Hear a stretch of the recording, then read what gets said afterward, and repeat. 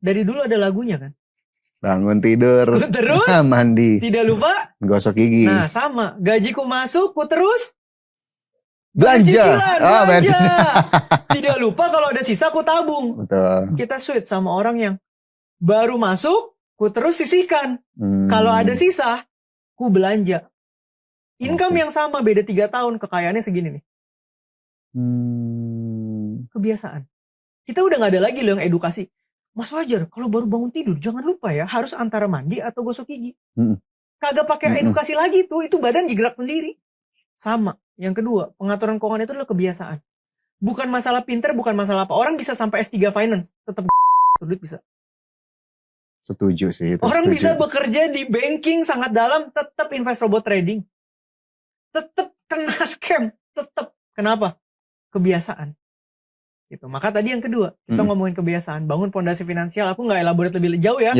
Dana darurat, proteksi segala macam.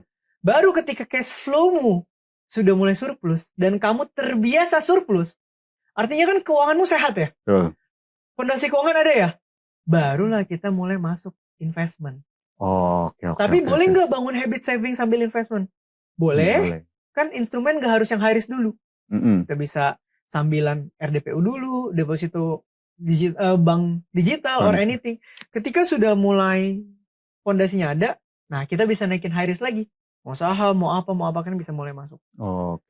Yang berat sekarang itu yang terjadi adalah saham atau kripto atau anything itu dijadiin game changer kehidupan.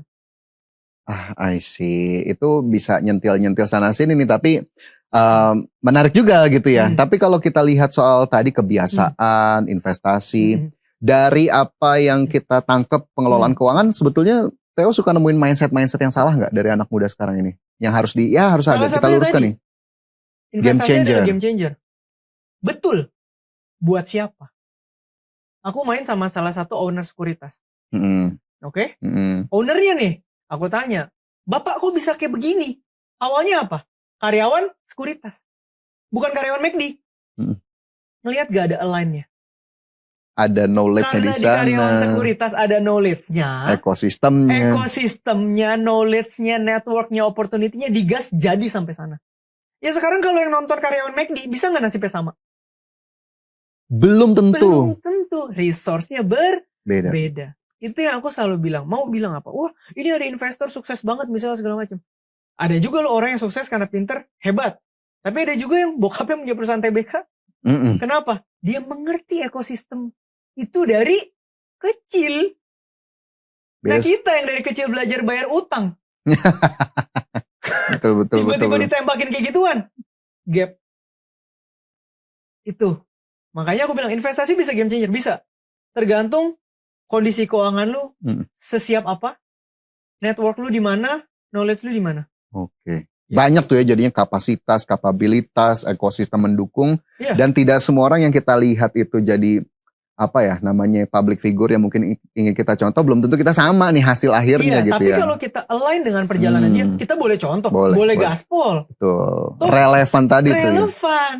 Tapi makanya kan tadi kan aku udah bilang, aku kenal sama owner sekuritas dari karyawan sekuritas, bukan dari karyawan bakmi, bukan dari jualan siomay. Betul. Karena selama dia bekerja di sana, otaknya, pengalamannya terisi dengan bidang itu. Nah kan sebelum sukses itu yang kita butuh. betul. Iya dong. Kalau nggak ada itunya, tangganya injek pakai apa? Penting nih jadi catatan ya fondasinya, dan tadi banyaklah tadi faktor-faktor yang mungkin harus kita lihat lagi, kita berkaca juga sudah sampai mana atau sejauh mana yang kita punya. Nah kalau kita lihat tadi pengelolaan keuangan di satu sisi pengen banget cepet berubah melalui investasi ataupun game changer, tapi di saat yang sama anak muda kadang yang kita temuin ya ini tidak menjudge, tapi self reward kok sering banget ya.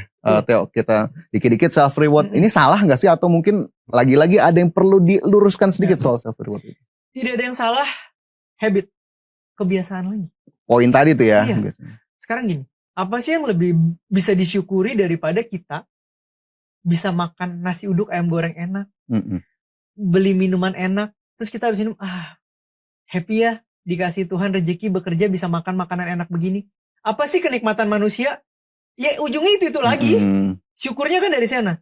Tapi kan lucu jika hal yang kita syukuri membuat kita miskin. Aneh nih konsepnya. Maka sebenarnya boleh nggak self reward, jalan, beli gadget apapun. Boleh kok orang uangmu, keringatmu. Tapi boleh nggak dikelola? Harus. Boleh. Harus. Maka self reward boleh nggak? Boleh. Di budgeting. Semua juga boleh di budgeting. Kok Theo aku mau beli kura-kura. Orang lain beli saham, aku beli kura-kura, boleh nggak? Boleh. Hobi, suka segala macam ya. Selama tidak merusak dirimu, keluargamu, atau decision yang kamu ambil merusak masa depan keuanganmu. Betul, Gak ada masalah. Dari perspektif keuangan, selama itu tidak mengganggu mungkin pos-pos lainnya yang memang sudah itu aman ya. Enggak, makanya kan aku seneng nih. Kalau aku bilang kita tuh manusia adalah pengelola. Kenapa? Kalau Tuhan kasih kita rezeki, kita kelola. Biasa orang kelola duit, hedge fund makannya apa sih? Fee. Bener nggak? Betul. Sekarang kita punya gaji segini, kita kelola nih dengan baik. Kita boleh nggak ambil fee-nya? Boleh. Boleh. Oh, kita sudah mengelola. Kita sudah mengelola self reward. Tapi ada nggak hedge fund dikasih investment sama limited partner dihabisin? Bukan mengelola itu. Iya. Menipu kamu itu namanya. Tidak melakukan apa yang semestinya. Nah, aku lebih suka kita menyebut diri kita pengelola. Oke, hitung-hitung belajar jadi manajer untuk diri sendiri. Mungkin ada yang lain mau jadi fund manager ke depannya. Jadi sudah terbiasa. Iya. Duit kelolaan makin besar, fee-nya makin besar. Sama, keuangan kita pribadi sendiri kalau kita bikin bertambah kaya terus, fee yang bisa kita ambil untuk self reward kita makin besar juga. Betul. Tapi tidak bertambah miskin loh. Kenapa? Karena duit dikelola untuk bertambah kaya. Ini balik lagi tuh ke poin tadi, siapa sih yang nggak pengen bertambah kaya? Justru itu yang harus jadi salah satu goals kita ya. Oke, kalau tadi Theo sebenarnya agak nggak mau, bukan nggak mau ya, belum elaborate soal dana darurat, investasi. Tapi mungkin kalau kita singgung sedikit ke situ gimana tuh? Boleh. Dari apa yang sudah kita miliki dari sisi penghasilan atau gaji, gimana sih sebetulnya ke arah sana itu? Tadi kan yang pasti kita incar surplus cash flow ya. Kalau bisa kita bangun habit toxic. Toxic itu kayak gimana? Gila ya, bulan ini gue gak ketabung, sedih banget. Biasa kita apa? Iya. Habit kita apa? Terbalik dari situ. Masih ada duit nih, masa gak habis? Iya. Kita mari bangun habit sampai titik, gila ya bulan ini cuma ketabung segini. Biarpun itu kelihatannya toxic ya, tapi percaya gak lu tambah kaya punya habit itu. Itu dulu. Nah, setelah uang nganggurnya tertumpuk, tabungan pertama buat apa? Buat investasi. No, dana darurat dulu. Dana darurat itu kalau buat ngehidupin diri sendiri. Mungkin pengeluaran 4 bulan sampai 6 bulan cukup. Kalau sandwich gen kayak gue, artinya apa? Darurat orang tua ada darurat lu juga. Lu tuh garda terdepan keluarga. Nah itu tebelin. Gue dulu tebelin sampai 8 sampai 15 kali pengeluaran bulanan. Karena gue jaga-jaga kalau nyokap gue kenapa-kenapa gue. Omah gue kenapa-kenapa gue. Sekarang udah beda belum?